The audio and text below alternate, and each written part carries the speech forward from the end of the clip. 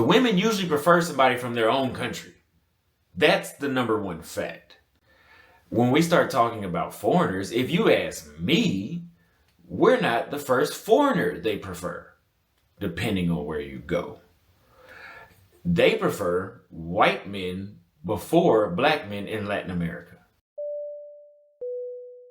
From this point on, I declare war on every red pill and passport bro.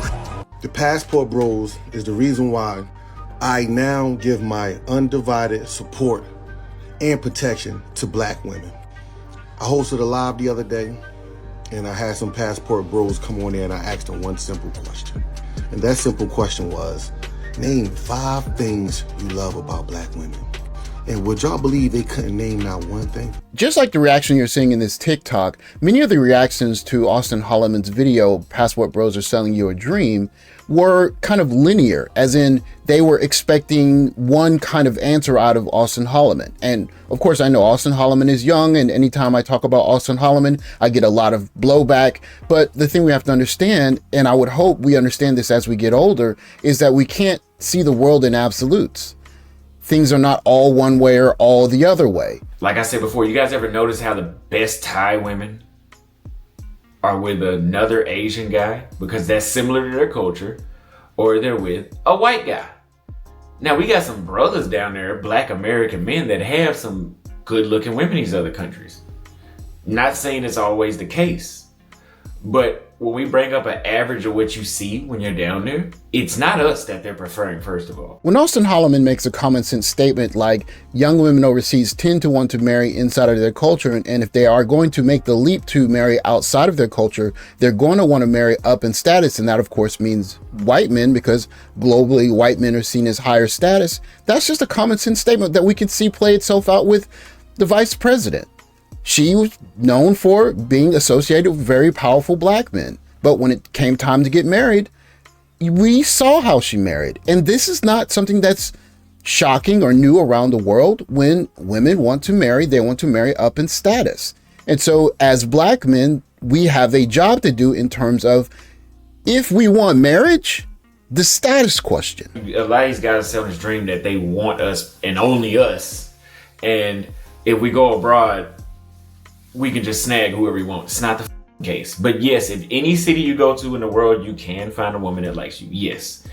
That's even in the United States. You can go to wherever the Ku Klux Klan is, wherever their headquarters is at. There's some racist ass white girl that maybe she'll sleep with you. I don't know.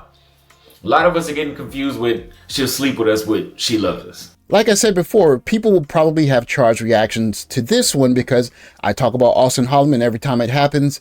People have very strong reactions, but what he's saying is just simple common sense.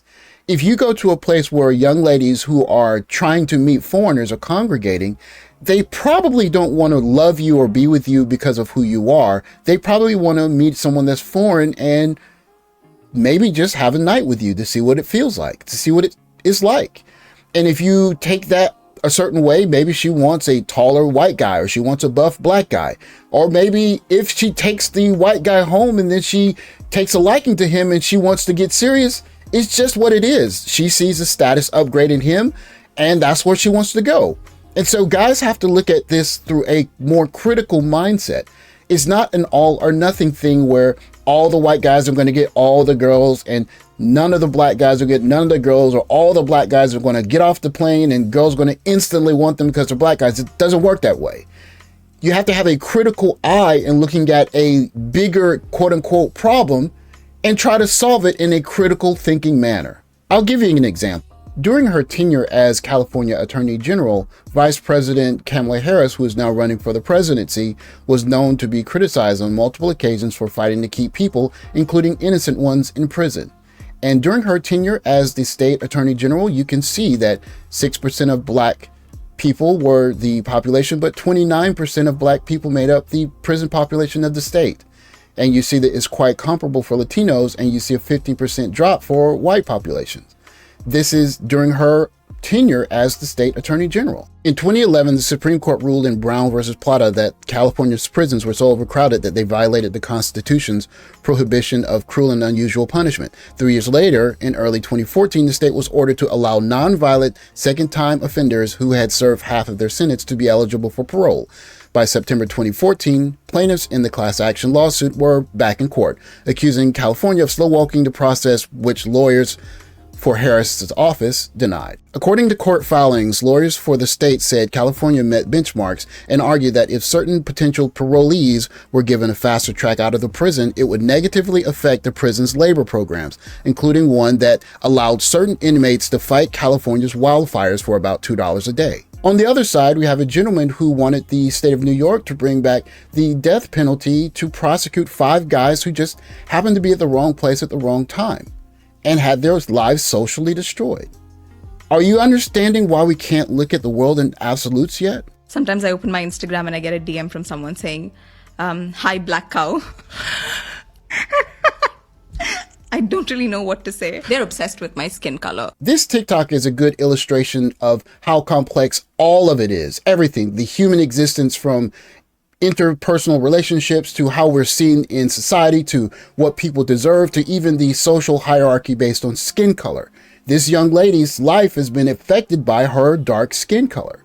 But this is a place where if guys are not looking at things in absolutes, it's absolutely an opening for a passport bro. If you have your status in place and you have your game together and you approach a young lady like this and say, listen, you're beautiful. I want a black, dark-skinned wife, and we're going to have beautiful babies, and I have the status to take care of you and our children. This young lady is going to be introduced to something that she's probably never experienced in her life before. And you can hear she's looking for something that she just hasn't met yet. When a woman is talking about her expectations from a relationship, especially an Indian woman, and she says it so openly that I need a guy to treat me like this. Then they look at, oh, but are you fair? What do you deserve? Exactly. Are you light-skinned? And if you're not, oh, no, you're... Yeah, exactly. Those are the kind of comments that I get. I've also got comments, oh my God, this was... this is the funniest one. There was this one guy who commented on my video saying, oh, she's dark-skinned, she's black, so she's one of the leftovers. So I have no idea how she has the balls to talk about her experience. They literally called me a leftover. And I was so shocked by it. As a guy watching this video, is there anything about this young lady that looks like she's a leftover woman? And yet here she is giving you that. In her society, she feels like, or she's being told that she is that.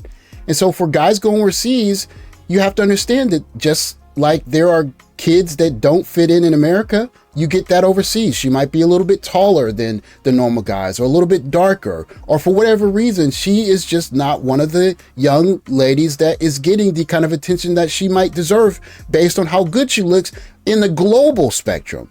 And so for a guy like us, we can come into that situation if our mind is right and we have an open mind and aren't looking at things in absolutes. And you can approach her with a proposition that she's probably never heard before. It's just a part of social media, right? Hey, what can you do? Please, I don't get the colorism thing because I also got it. Like, for me, I got it from someone who sent me a DM being like, you should use this, this, and this because I feel like you are probably fair, but you don't know how to take care of your skin. And I was like, it's not even a hate comment. It's like she's trying to help. I know, that's even worse when they're just trying to help you. It's worse. Yeah. But this is horrible. And it's all internalized colonialism at the end of the day, right? That's what us brown people do. We chase the white skin. Yeah, exactly. There are two things that people are always going to get up in arms about when you speak about them. One is going to be love and relationships, and the other is going to be politics. Me personally, I don't have a way of looking at politics one way or the other. I don't mind that Kamala Harris is married a white man. She made the decision that was best for her, as most all people are doing anywhere you go on this planet. Even the young ladies that are dating, they want to date the guy that's going to elevate them in class. And most of them see that as either doing that in their own culture or dating someone that might happen to be white. So if you as a black man go overseas, you have to not see things as you want them to be or the way that you hope they should be or anything that might be anything other than what it actually is on the ground. Because all things considered, we have to learn to see the world as it is. And just like I see two candidates and I don't particularly have great affinity for either of them, what are you offering me as a voter? Same thing as for a guy, a passport bro going overseas. You go overseas and you see a beautiful woman, she might want someone that's going to elevate her status. Approach her knowing this and know that I can elevate her status, and that might make me, or it probably makes me, the kind of guy that she might want to marry. And if she doesn't see that and she wants to have fun for you or with you for one particular night, have fun with her that one night and don't take it personal. Because somewhere there's a young lady that's probably an outcast or not looked at as fondly as she would like in her society, and she's waiting for one of the, how many passport bros is it? 50,000 maybe? To approach her and say, hey, listen, you're one of the most beautiful women I've ever seen, and I would love to start a family with you. Keep an open mind, travel the world a little bit, and you're going to find that woman. That's a guarantee. Just like Austin said. Just don't look at it as how it should be. Take your time, and eventually, with an open mind, you'll find what you're looking for. Thanks for watching. Like, subscribe, comment below. I'll catch you in the next video. Take care, guys.